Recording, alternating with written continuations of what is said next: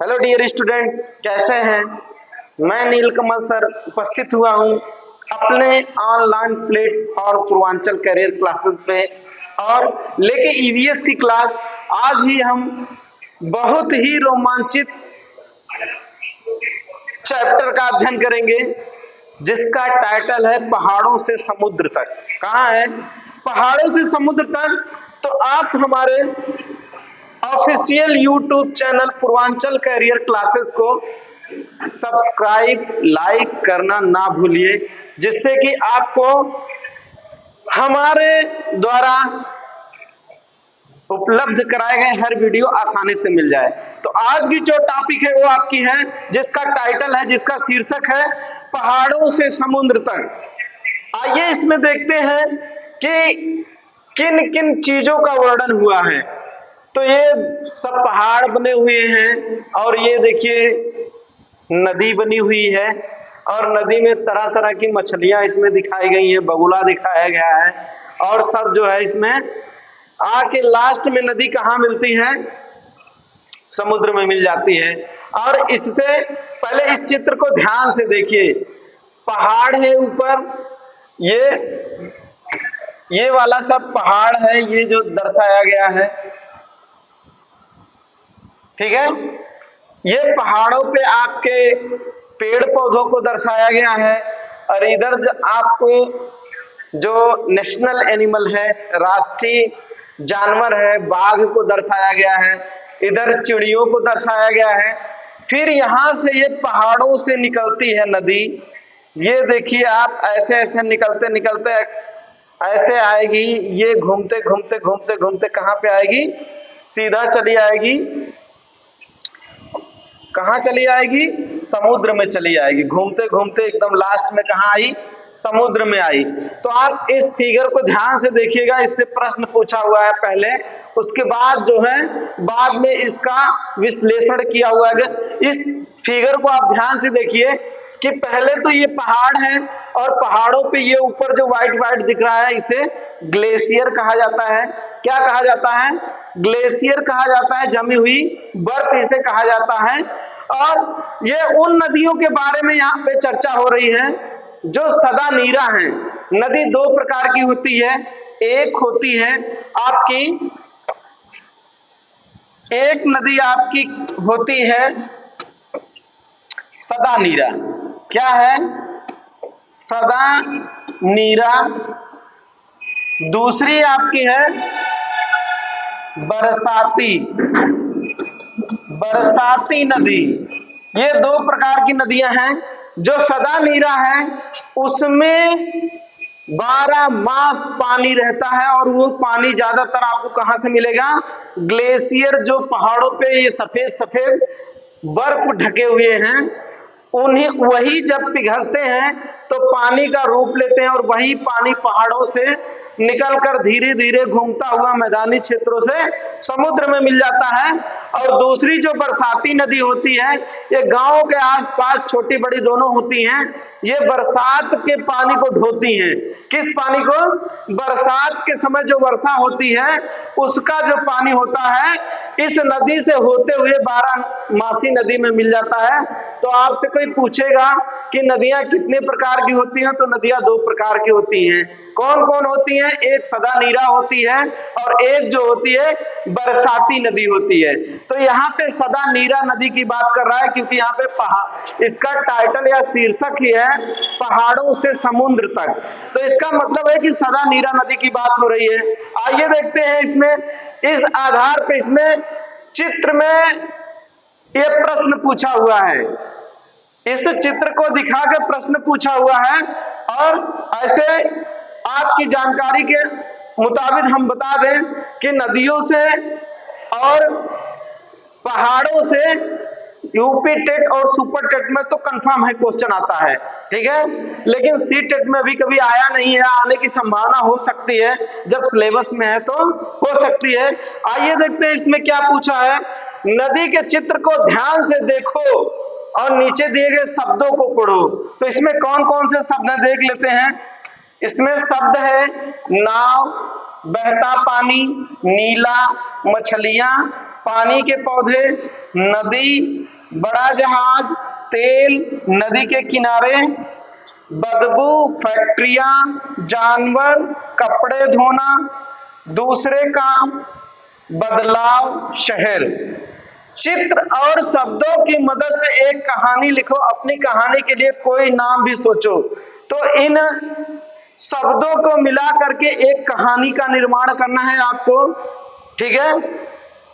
जैसा कि हम इस चैप्टर में पढ़ रहे हैं, पहाड़ों से समुद्र तक, उसका भी इसमें जिक्र हो जाएगा। उसी टाइटल को आप शीर्षक देके नई कहानी लिख सकते हैं। ये इन शब्दों का कहने का तात्पर्य ये है कि जो नदी है उसके बारे में अगर आप लिखेंगे तो ये सारे वर्ड उसमें आ जाएंगे, ये सारे वर्ड उसमें आ जाएंगे। आगे देखते हैं इसमें किन का वर्णन हुआ है। फिर से चित्र को देखो और नीचे दिए प्रश्नों के उत्तर लिखो। जहां से नदी निकलना शुरू हो रही है वहां पानी का रंग कैसा है। तो मेरे भाई, मैंने पहले ही बताया आपको कि जो सदा नीरा नदियां हैं वो कहां से निकलती है, ग्लेशियर से निकलती है। ग्लेशियर, ये क्या होता है मेरे भाई, ये ग्लेशियर जो होता है ये जमी हुई बर्फ होती है जो पहाड़ों के ऊपर होती है, और इसका रंग जो होगा वो सफेद होगा। क्या होगा? सफेद कलर या व्हाइट कलर का ग्लेशियर होता है। वही जब पिघलता है तब जो है पानी बनकर पहाड़ों से होते हुए मैदानी क्षेत्रों से समुद्र तक जाता है। अगला इसमें क्या है देखते हैं। नदी में मछलियां कहीं ज्यादा और कहीं कम, कहीं कहीं तो मछलियां मरी हुई हैं। ऐसा क्यों हुआ होगा, चर्चा करिए। तो यहाँ पे जो मरी हुई मछलियां हैं, मरी हुई मछलियों के मरने का सबसे मेन कारण जो होता है या मुख्य कारण है दूषित पानी। क्या है? दूषित पानी। इस दूषित पानी की वजह से जो नदी का पानी है उसका बीओडी, क्या है? बीओडी, ये एक जांच होती है, इसका फुल फॉर्म है बायोलॉजिकल ऑक्सीजन डिमांड या बायो ऑक्सीजन डिमांड। इससे यूपी टेट में और सुपर टेट में प्रश्न पूछा हुआ है, कई बार पूछा हुआ है।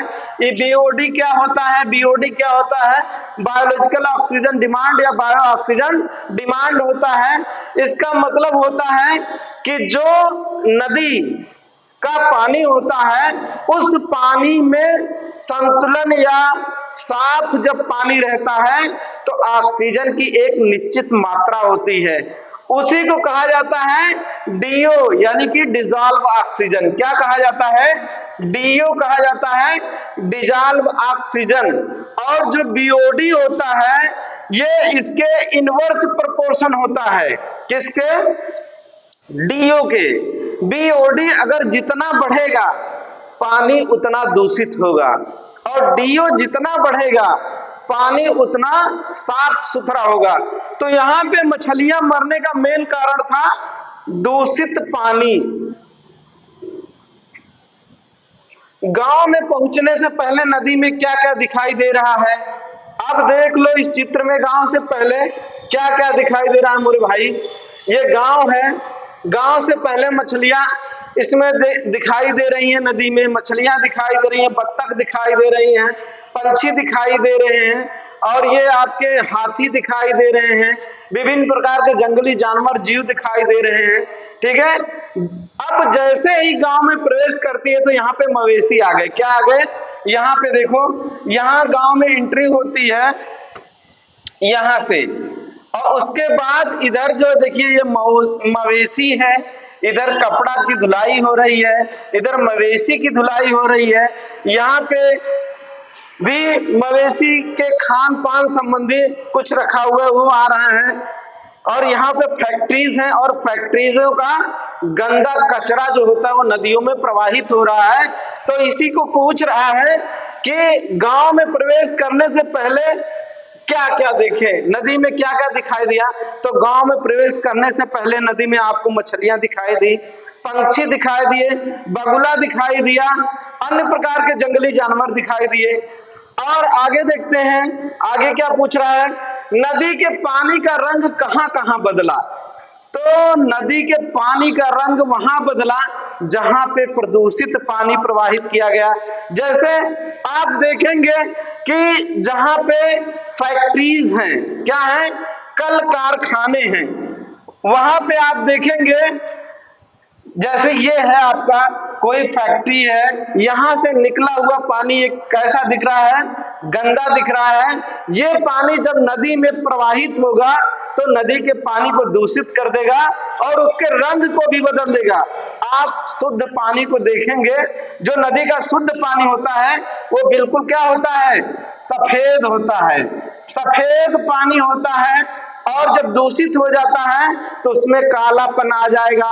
जब रंग यानी कि डाइंग का पानी उसमें छोड़ा जाता है, जैसे कपड़ा रंगाई का काम जिस फैक्ट्री में होता है, अगर वो नदी के किनारे है तो वहां से जो पानी निकल के जाएगा नदी में, तो जिस रंग का पानी रहेगा, जिस रंग का डाइंग रहेगा, वो उसी रंग में नदी के पानी को बना देगा, दूषित कर देगा। इसी वजह से मछलियां मर रही थी, जो ऊपर दिया हुआ है। आगे देख रहे हैं, चित्र में दिखाई गई जगहों में से तुम किस जगह रहना पसंद करोगे। तो स्वाभाविक है कि जहां पे सुंदरता होगी, जहां पे स्वच्छता होगी, हम वहां रहना पसंद करेंगे। और ऐसा जो आपको दिखाया गया है वो पहाड़ी क्षेत्रों में दिखाया गया है, क्योंकि वहां पे मिट्टी नहीं पाई जाती है, वहां पे फैक्ट्रियां इतनी मात्रा में नहीं है कि दूषित जल उसमें प्रवाहित किया जाए। इस वजह से मेरा जो अपना मानना है, अगर मुझे रहना पड़ेगा तो मैं पहाड़ी क्षेत्रों में रहूंगा, क्योंकि वह प्रकृति के अनुकूल होता है। आगे देखते हैं इसमें क्या है, चित्र में जो कुछ हो रहा है उसमें क्या तुम कुछ बदलना चाहोगे क्या, और कैसे चर्चा करो। तो बिल्कुल बदलना चाहेंगे। जो फैक्ट्री का पानी उसमें जा रहा है दूषित, या अन्य किसी मद से दूषित पानी जा रहा है, उसको प्योरीफाई करके यानी कि शुद्ध करके नदी में बहाना चाहेंगे। और ऐसे तमाम नदी नाले जो होते हैं नदियों में डायरेक्ट गिरा दिए जाते हैं, उनके पानी को फिल्टर करके बहाने या उसमें डालने की कोशिश करेंगे। क्या तुमने लोगों को विभिन्न चीजें नदियां या जलाशयों में डालते देखा है? नदियों को साफ रखने के लिए क्या क्या किया जा सकता है? तो इस प्रश्न का उत्तर सीधा सीधा सा है कि मवेशी को आप धोते हैं तो उसकी जितनी गंदगी होती है नदियों में डायरेक्ट प्रवाहित हो जाती है। आप देखेंगे कि जो आजकल धार्मिक स्टैचू होती है, मूर्तियां होती है, उसको डायरेक्ट नदी में प्रवाहित कर देते हैं। इस वजह से भी जो है ज्यादातर नदियों का पानी दूषित हो रहा है। आगे नदियों को साफ करने के लिए क्या क्या किया जा सकता है? तो नदियों को साफ करने के लिए आपको ज्यादा से ज्यादा आपको योगदान देना चाहिए। जो उसमें दूषित बोतल है उसको हटा देना चाहिए। उसमें जो पानी प्रवाहित हो रहा है दूषित, उसको भी आप चेंज करना चाहेंगे, उसको बदलना चाहेंगे। ऐसे मद का प्रयोग करेंगे कि ऐसे घटना ना घटे। अगर तुम्हें पानी पीना हो तो नदी के कौन से हिस्से का पानी पीना चाहोगे, क्यों? हम जो चाहेंगे वो ग्लेशियर का पानी जहां तक आएगा वहीं हम जो है उस पानी को पिएंगे। बाकी जब मैदानी क्षेत्र में आ जाता है तो दूषित हो जाता है। चित्र के आखिर में नदी समुद्र में मिल गई। क्या तुमने कभी समुद्र देखा है, कहाँ और फिल्म में या कहीं और? तो हर कोई अगर ट्रेवलर है या यात्रा का शौकी है तो गया होगा मुंबई में, वहां पे समुद्र दिखाई दिया होगा, या दक्षिण भारत में या पश्चिम बंगाल के आखिरी छोर पे या गुजरात के तटों पे गया होगा तो वहां से समुद्र दिखाई दिया होगा। अन्यथा कहीं नहीं गया होगा तो फिल्म देखा होगा, उसमें जरूर ये दिखाई दिया होगा। और आगे देखते हैं, क्या तुम कभी किसी नदी या समुद्र के पास गए हो? तो मैंने उसका वर्णन कर ही दिया। अपने हाथों से करके दिखाओ कि समुद्र की लहरें कैसे होती हैं। तो वे ऊपर चढ़ाव ऐसे उतार चढ़ाव वाली होती है, लहरदार होती हैं। आगे क्या है, क्या समुद्र का पानी पिया जा सकता है? क्यों? बिल्कुल पिया जा सकता है, लेकिन जब वो प्योर रहे तब। लेकिन अमूमन आप देखेंगे तो समुद्र का जल जो होता है वो इम्प्योर होता है, यानी अशुद्ध होता है। क्यों होता है?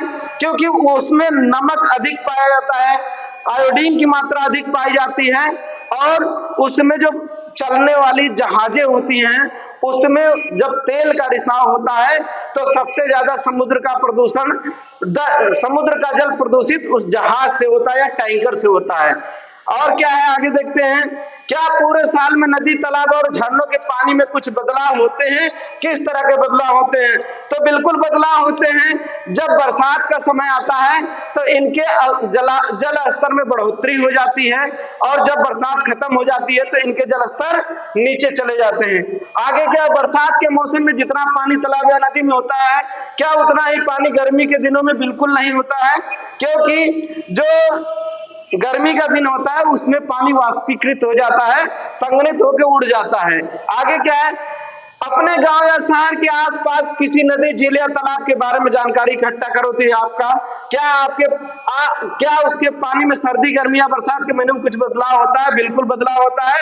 गर्मी में जलस्तर नीचे आ जाता है, बरसात में जलस्तर ऊपर उड़ जाता है और ठंडी के दिनों में भी कुछ घटता है। उसमें किस किस तरह के पानी के जानवर दिखाई दे रहे थे? तो उसमें पानी के जानवर आप डॉल्फिन को देखेंगे, मछली को देखेंगे, हिप्पो को देखेंगे, तमाम चीज इसमें।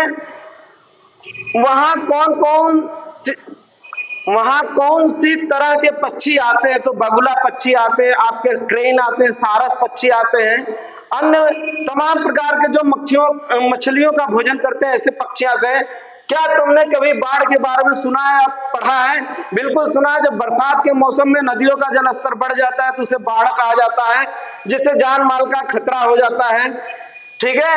क्या तुमने नदी या तालाब में गंदा पानी देखा है? बिल्कुल देखा है। जहां पे फैक्ट्रियों का पानी उसमें गिरता है तो नदी का पानी वहां दूषित हो जाता है।